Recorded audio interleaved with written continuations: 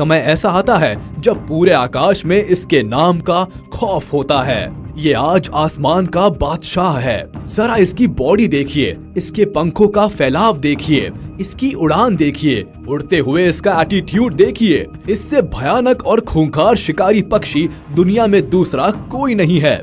बाज गरुड़ की प्रजाति का ही एक पंछी है, मगर ये गरुड़ से थोड़ा छोटा होता है।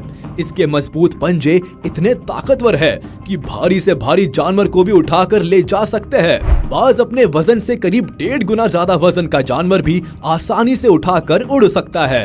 ये अपने मजबूत पंजों की पकड़ से बंदर जैसे बड़े जानवर की खोपड़ी तक को चटका सकता है। और इन पंजों में ये जो नुकीले नाखून है, ये इसके सबसे मेन हथियार है।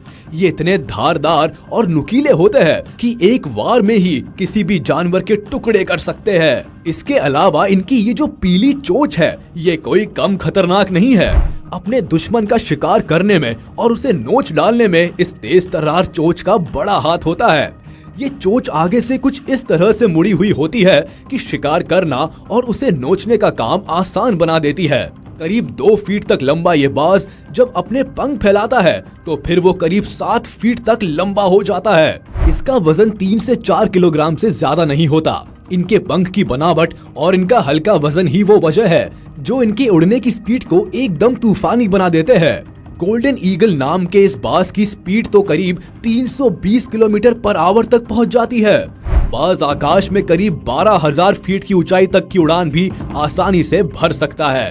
और एक बात जो बाज को खास बनाती है वो है इनकी नजरें। इनकी नजरें इतनी तेज होती है कि बादलों की हाइट से भी जमीन पर चल रहे चूहे को देख सकती है। इसके अलावा इनकी आंखें करीब 340 डिग्री तक एक ही जगह बैठे बैठे बिना गर्दन घुमाए देख सकती है। इतना ही नहीं, बाज एक साथ 2 अलग अलग चीजों पर फोकस कर सकता है।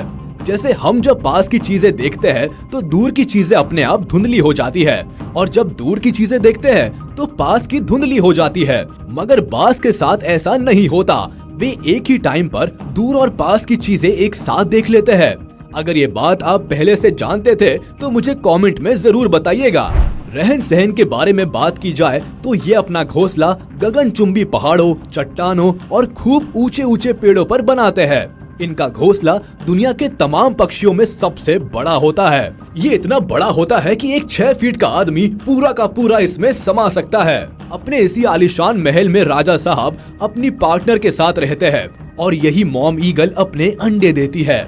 जैसा कि मैं बता चुका हूँ कि ये एक बार में करीब 2 से 3 अंडे देती है, और फिर अपने पेरेंट्स की तरह ही ये लोग भी नई पीढ़ी को उसी तरह तैयार करते हैं जैसे इन्हें तैयार किया गया था। बाज की एक खास बात और भी है कि ये कभी भी अपनी जगह और अपने घोंसले को छोड़कर दूसरी जगह नहीं जाते, बशर्ते उसे वहाँ खाने पीने की पर्याप्त सुविधा मिलती रहे। नॉर्मली जो बर्ड्स होते हैं वे मौसम के हिसाब से अपनी जगह बदल लेते हैं। जैसे ठंड के टाइम गर्म जगहों पर चले जाते हैं और गर्मी के टाइम ठंडी जगहों पर आ जाते हैं, मगर बाज कभी भी अपनी जगह नहीं छोड़ता। भले चाहे कितनी ही गर्मी क्यों ना पड़े या चाहे पारा -डिग्रीज में क्यों ना चला जाए। ये एकमात्र ऐसा पक्षी है जो 70 सालों से भी ज्यादा समय तक जीता है। मगर जैसा कि हम शुरुआत से ही देख रहे हैं, बाज की पूरी जिंदगी संघर्षों से भरी है। तो जाहिर है इतनी लंबी जिंदगी पाने के लिए भी बाज को कीमत चुकानी पड़ती है। बस यूँ समझ लीजिए कि आसमान के इस बादशाह के सिर पर कांटों का ताज सजा है। जब बाज 35 से 40 के बीच की उम्र से गुजर रहा होता है, जिंदगी फिर एक बार उसका इम्तिहान लेती है। इस उम्र में आते आते इस पंछी की आगे से मुड़ी हुई चोंच इतनी ज्यादा मुड़ जाती है कि ये कुछ भी तोड़ने के काम नहीं आती। बेचारा अपनी चोंच खोलकर मुंह में कुछ डाल भी नहीं पाता। यहाँ इसके भूख से तड़पने का दौर शुरू होता है। इसके पंखों और पंजों का भी यही हाल हो जाता है। पंखों का वजन इस कदर बढ़ जाता है कि इससे संभाले नहीं संभलता, उड़ना तो दूर की बात है। और पंजों के नाखून इतने बढ़ जाते हैं कि इसकी पकड़ कमजोर होने लगती है। यानी जो हथियार अब तक बाज की ताकत थे, यही हथियार आज उसके दुश्मन बन बैठे हैं। ऐसी स्थिति में बाज के पास 2 ही रास्ते बचते हैं कि चुपचाप पड़े पड़े भूख से तड़प तड़प कर बस पल पल मौत का इंतजार किया जाए, या जिंदगी के उस पार पहुंचने के लिए आग के दरिया को पार किया जाए। ये एक बहुत ही पेनफुल प्रोसेस होता है, जिसके बारे में सुनकर ही आपके रोंगटे खड़े हो जाएंगे। मगर हमारा हीरो जिंदगी का ही चुनाव करता है। उसके अंदर जीने का जज्बा इस तरह मजबूत होता है कि वह इस महाभयंकर प्रक्रिया से गुजरने के लिए भी तैयार हो जाता है। वह किसी पत्थर पर अपनी चोंच लगातार तब तक पटकता रहता है जब तक कि उसका आगे का भाग टूट ना जाए। ऐसा करते वक्त उसे बहुत पीड़ा होती है, बहुत दर्द होता है, उसकी पूरी चोंच लहूलुहान हो जाती है, मगर वह ये सब सहन कर जाता है। इसके बाद नंबर आता है पंजों का। उसे इसी तरह अपने पंजों के नाखूनों को भी तोड़ना होता है और फिर अपने पंखों के साथ भी उसे यही बर्ताव करना पड़ता है।